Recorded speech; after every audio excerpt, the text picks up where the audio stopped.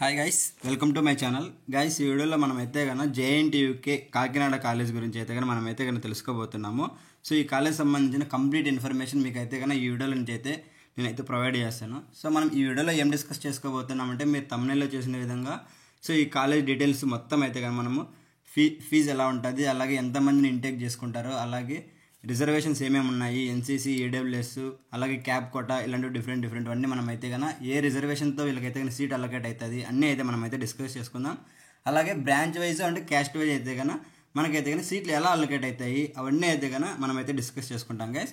So మీరు ఏం చేస్తారంటే, అలాగే దీంతో పాటు మీకు ఏం చెప్తానంటే హాస్టల్ అవైలబిలిటీ ఉందా లేదా, అలాగే కోఎడ్యుకేషన్, ప్రతి ఒక్క ఇన్ఫర్మేషన్ మీకైతే కానీ నేనైతే కానీ ఈ వీడియో నుంచి ప్రొవైడ్ చేస్తాను. సో మీరైతే కానీ ఫస్ట్ నుంచి లాస్ట్ వరకు అయితే కానీ ఈ వీడియోని అయితే స్కిప్ చేయకుండా అయితే చూడండి. సో నేను ఏం చెప్తున్నానంటే ప్రతి ఒక్క బ్రాంచ్కి అయితే కానీ నేను చెప్తాను, ప్రతి ఒక్క కేటగిరీకి అయితే చెప్తాను. మీరు ఏం చేస్తారంటే మీ బ్రాంచ్ది మాత్రమే చూడకుండా డిఫరెంట్ బ్రాంచెస్ కూడా చూడండి. సో ఒక బ్రాంచ్లో ఒక కోటా మీద అయితే సీట్లు అలొకేట్ ఉంటాయి, ఇంకో బ్రాంచ్లో ఇంకో రకమైన కోటా మీద అలొకేట్ ఉంటాయి.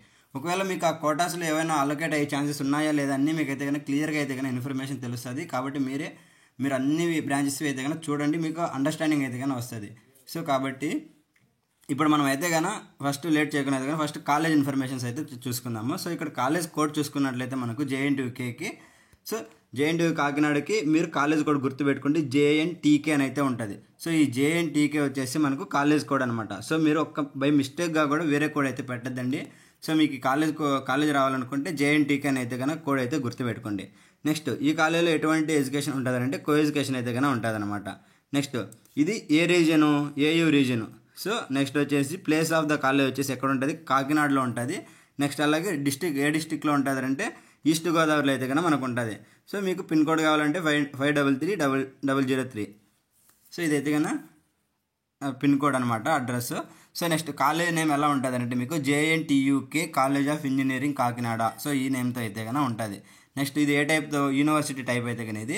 నెక్స్ట్ హాస్టల్ అవైలబిలిటీ మీరు అడుగుతున్నారు కదా, హాస్టల్ అవైలబిలిటీ చూసుకుంటే బాయ్స్కి అండ్ గర్ల్స్కి ఇద్దరికి అయితే కానీ హాస్టల్ అయితే కానీ ఉంటుంది గైస్. సో ఇదైతే గుర్తుపెట్టుకోండి. ఇది ఎప్పుడు ఎస్టాబ్లిష్ చేశారు, 1946లో అయితే ఎస్టాబ్లిష్ చేశారు. సో ఇక్కడికైతే కానీ కాలేజ్ బేసిక్ ఇన్ఫర్మేషన్. నెక్స్ట్ దీంట్లో ఈ కాలేజ్లో మనకు ఎన్ని బ్రాంచ్లు ఉన్నాయంటే ఉన్న 5 బ్రాంచెస్ అయితే కన్నా ఉంటాయి. సో ఈ 5 బ్రాంచెస్ చూసుకుంటే civil, CSE, ECE, triple mechanical. So ఇవైతే కన్నా గవర్నమెంట్ బ్రాంచెస్ అనమాట. కొన్ని ఫైనాన్షియల్గా అయితే కన్నా సెల్ఫ్ ఫైనాన్స్ కూడా కొన్ని బ్రాంచెస్ అయితే ఉంటాయి. సో ఇవైతే కన్నా మనకు ఈ సెట్ తరపు నుంచి ఫ్రీగా అయితే కన్నా ఉన్నాయి. So civil, CSE, ECE, triple mechanical. So ఈ 5 బ్రాంచెస్ అయితే ఉన్నాయి.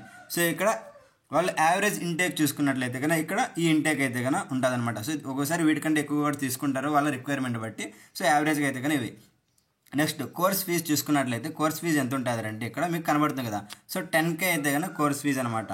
సో ఈ 10Kలో మీకు కోర్స్ ఫీజు కూడా, ఈ 10K కూడా మీరు కొంతమంది అయితే కనుక కట్టనవసరం లేదు. ఎవరికైతే కన్నా ఫీజు రీంబర్స్మెంట్ వస్తుందో, సో ఫీజు రీంబర్స్మెంట్ వచ్చిన వాళ్ళు అయితే కన్నా వాళ్ళు 10K కూడా కట్టనవసరం లేదు. సో వాళ్ళకి ఫ్రీగా అయితే కన్నా వచ్చేస్తుంది. 10K నుంచి కూడా వాళ్ళు ఫ్రీగానే జీరో రూపీస్ అయితే కట్టుకోవచ్చు. ఎవరికైతే ఫీజు రీంబర్స్మెంట్ రాదో వాళ్ళైతే కన్నా జస్ట్ ఈ పర్ ఇయర్కి 10K కట్టుకుంటే సరిపోతుంది అనమాట. సో ఇది ఈ ఫీ స్ట్రక్చర్ మొత్తం ఈ కాలేజ్ గురించి మీకు అర్థమైంది కదా.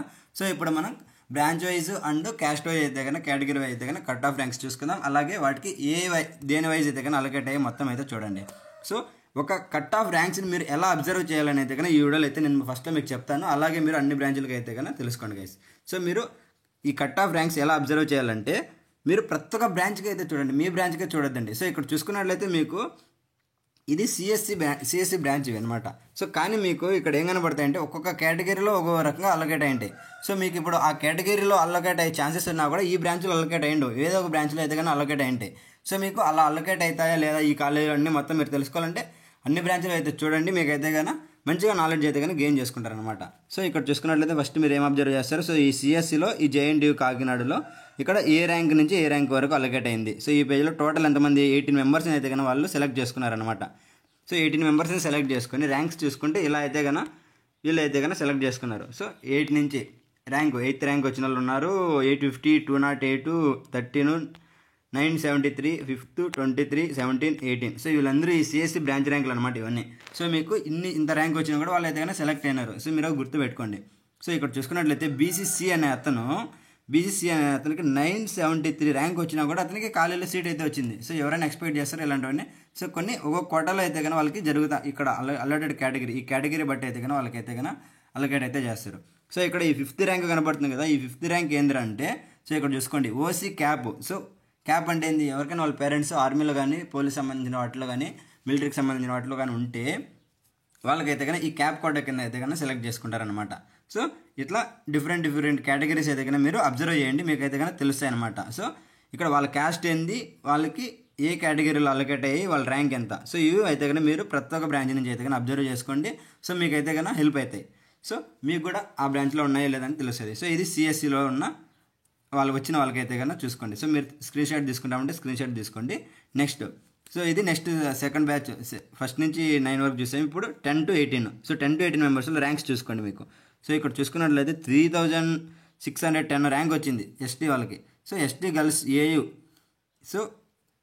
సో ఈ అమ్మాయికి అయితే కన్నా గర్ల్స్ కోటా కింద ఎస్టీలో 3600 ర్యాంక్ వచ్చినా కూడా ఈ జేఎన్టీయూ యూనివర్సిటీలో జేఎన్టీయూకేలో అయితే కన్నా మనకైతే కన్నా ఇవ్వడం జరిగింది.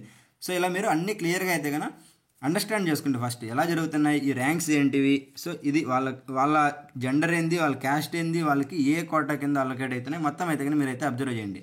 సో అప్పుడు మీకు మంచిగా నాలెడ్జ్ అయితే కానీ తెలుస్తుంది. సో మీకు ఆప్షన్స్ పెట్టుకునేటప్పుడు చాలా హెల్ప్ అవుతుంది. సో ఈ పేజ్ కూడా మీరు స్క్రీన్ షాట్ అయితే తీసుకోండి, మీకైతే పనికొస్తుంది. సో ఇప్పుడు మనం ఎలక్ట్రానిక్స్ అండ్ కమ్యూనికేషన్ ఇంజనీరింగ్ అయితే చూద్దాం. సో ఈసీ వాళ్ళు చూసుకున్నట్లయితే మనకు ఈసీ ర్యాంక్స్ అయితే కానీ ఇక్కడ కనపడతాయి. సో ఈసీ ర్యాంకుల్లో చూసుకుంటే ఎంతమంది సెలెక్ట్ అయ్యారు, ఫస్ట్ 14 మెంబర్స్ అయితే సెలెక్ట్ అయ్యారు. సో 1 to 9 మెంబర్స్లో సో ర్యాంకులు చూసుకోండి ఎంత ఉన్నాయి, ఏం కదా ఈ కాలేజీలో సీట్ రావాలంటే మీకు అర్థమవుతుంది అనమాట. సో వాళ్ళు ఏ జెండరు, వాళ్ళు ఏ క్యాస్ట్, సో ఏ క్యాస్ట్ వాళ్ళకి ఎంత వచ్చాయి. సో నెక్స్ట్ వాళ్ళకి అల్లాటెడ్ కేటగిరీ చూసుకోండి, ఏ కేటగిరీ కింద అల్లొకేట్ అయ్యాయి. సో ఇదైతే మీరైతే కానీ అబ్జర్వ్ చేసుకోండి. సో వాళ్ళకి ఏ ఫేస్లో వచ్చాయి. సో ఇదంతా మీరు క్లియర్గా అయితే కనుక అండర్స్టాండ్ చేసుకుంటే మీకు అర్థమవుతుంది. సో మీరు ఏం అర్థం చేసుకోవాలి, ర్యాంకు, వాళ్ళ క్యాస్ట్ ఏంది, వాళ్ళకి ఏ దాని కింద సీట్ అయితే వచ్చింది. సో మీరు అయితే చూసుకోవాలన్నమాట. మ్యాక్సిమం అందరికీ ఫస్ట్ ఫేజ్లోనే సీట్లు అయితే కానీ అలొకేట్ అయిపోతాయి అనమాట. సో కాబట్టి మీరు కూడా ఫస్ట్ ఫేజ్లోనే సీట్ తెచ్చుకోవడానికి అయితే ట్రై చేయండి. సో ఇప్పుడు వీళ్ళకి 1 to 9 members, next remaining members చూద్దాం. సో ఈసీలోనే నెక్స్ట్ 10 to వీళ్ళకి చూసుకున్నట్లయితే సో ఇక్కడ ర్యాంక్స్ చూసుకోండి, మీకు అయితే కానీ కనబడతాయి. గైస్ మీరు ఇక్కడ ఎవరైనా అబ్జర్వ్ చేసుకున్నట్లయితే మీకు చాలా ఇంపార్టెంట్ ఇది. సో ఈ అతను చూడండి, మణికంఠ అనే అతను 1650 ర్యాంకు. సో 1650 ఈసీలో బ్రాంచ్ ర్యాంక్ వచ్చింది. అతను క్యాస్ట్ చూసుకుంటే ఓసీ క్యాండిడేటు.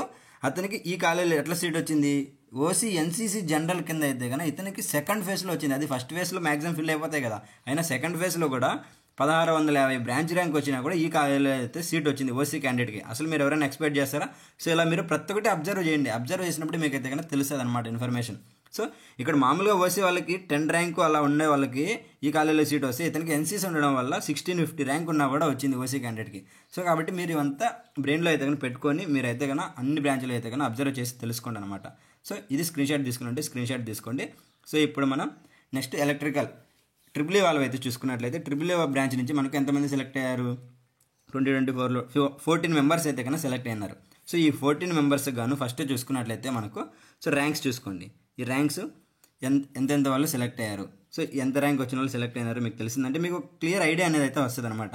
సో ఈ ర్యాంక్స్ 9, 32, 42 ఇలా అయితే కన్నా ఉన్నాయి. సో 877. సో 877 వచ్చిన వాళ్ళు ఎవరైనా ఎక్స్పెక్ట్ చేసింటారా?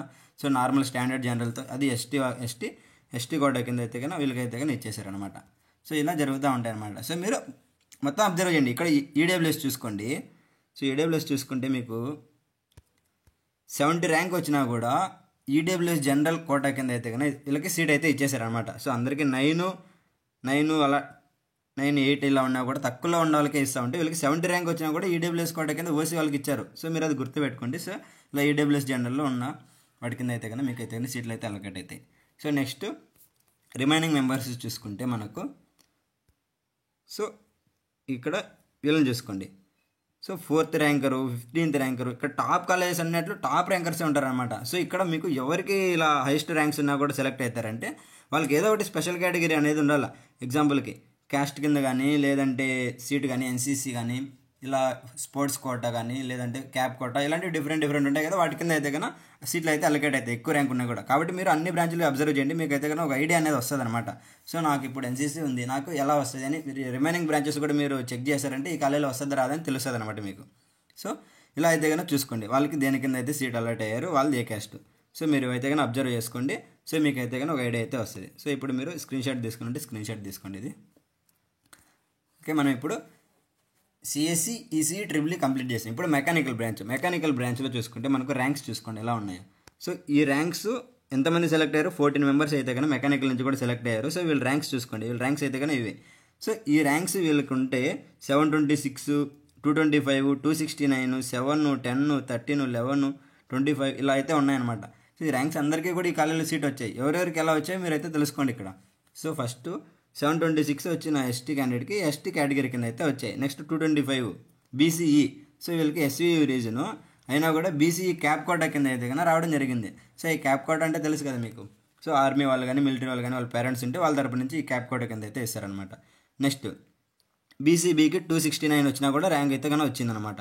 బీసీఏ వాళ్ళకి 25th, 7th, బీసీబీ వాళ్ళకి 7th ర్యాంక్ వచ్చినా వచ్చింది. బీసీబీ వాళ్ళకి 60 ర్యాంక్ వచ్చినా వచ్చింది. ఓసీ వాళ్ళకి 11, 10 అలా వస్తే వచ్చినాయి ఓసీ జనరల్ కోటా కింద. బీసీడీ వాళ్ళకి 13 ర్యాంక్ వచ్చినా వచ్చింది. సో ఇవైతే కన్నా మెకానికల్ వాళ్ళకి first 9 members. Next screen shot అయితే తీసుకోండి మీరు.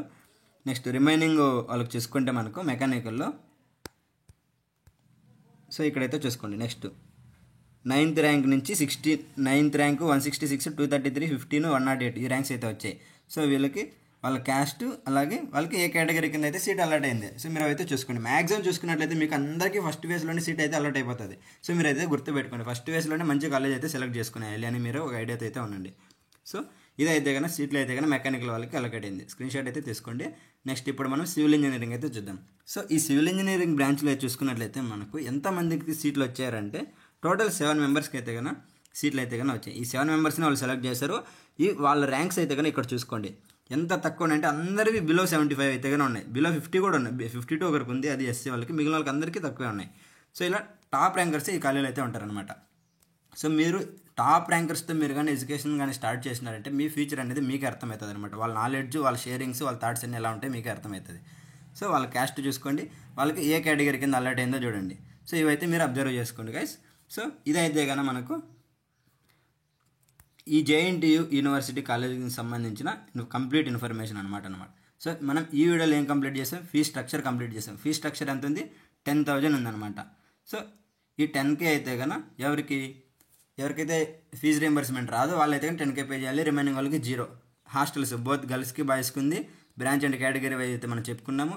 ఎన్సీసీ క్యాప్, ఈడబ్ల్యూఎస్ కేటగిరీ వీటి కింద అయితే కానీ సీట్ ఎలా అలర్ట్ అయ్యో చూసారు కదా. వాళ్ళకి ర్యాంక్ ఎంత ఉన్నా కూడా వాళ్ళకి ప్రియారిటీ అయితే ఇచ్చారు. సో ఇప్పుడు మీకు అర్థమైంది కదా, ఈ కాలేజీలో సీట్ రావాలంటే ఎంత ర్యాంక్ రావాలి ఏమన్నీ మీకైతే కంప్లీట్ ఇన్ఫర్మేషన్ అయితే మీకైతే కన్నా యూస్ఫుల్ అయ్యే ఇన్ఫర్మేషన్ అయితే అందింది అనుకుంటున్నాను. సో మీకు ఈ వీడియో హెల్ప్ఫుల్ అనిపిస్తే మీరైతే కన్నా ఈ వీడియోకి లైక్ చేసి ఇంకా సబ్స్క్రైబ్ చేసుకోకపోతే మన ఛానల్ని సబ్స్క్రైబ్ చేసుకోండి. మీకు కంప్లీట్ ఇన్ఫర్మేషన్ కాలేజీలోకి వెళ్ళేంతవరకు మేమైతే కన్నా ప్రతి ఒక్క ఇన్ఫర్మేషన్ అయితే యూట్యూబ్లో అయితే పెడతానే ఉంటాము. సో ఇంకా మీ ఫ్రెండ్స్కి ఎవరికైనా మన ఛానల్ తెలియకపోతే వాళ్ళకైతే షేర్ చేసి వాళ్ళ దగ్గర వాళ్ళకి కూడా అయితే కన్నా హెల్ప్ అయ్యే విధంగా అయితే మీరైతే చేయండి. Okay guys, thanks for watching.